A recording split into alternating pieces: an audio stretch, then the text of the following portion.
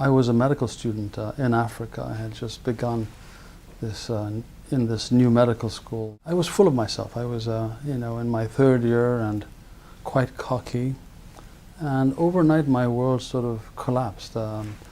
The emperor of Ethiopia, where I was overthrown. A military government took over, and one of the first things they did was close the school and ask all the expatriates to leave. I suddenly found myself shorn of all identity. No longer was I a medical student. Not only that, I wasn't even part of this land anymore. I made my way to America by a very circuitous and difficult manner. I had a profound sense of having missed my boat, in a sense. I was on a completely new path, and I became an orderly. I worked as an orderly in a hospital while I tried to figure out what I would do next. And it was a very profoundly damaging event at one level to my ego, but at another level I was profoundly excited about getting out of what had been a very scary situation.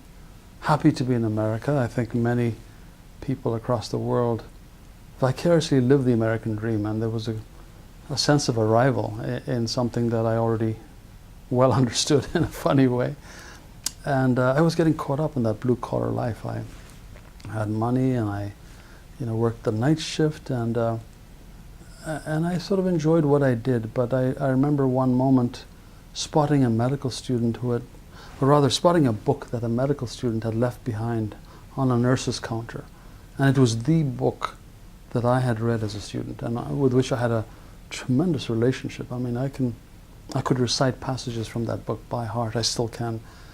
And it just suddenly awakened in me again, this dream of where I had wanted to be. And I suddenly had all the desire and will to go at it.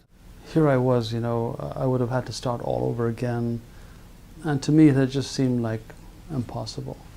And yet the sight of that book awakened everything in me. And to make a long story short, I eventually finished medicine.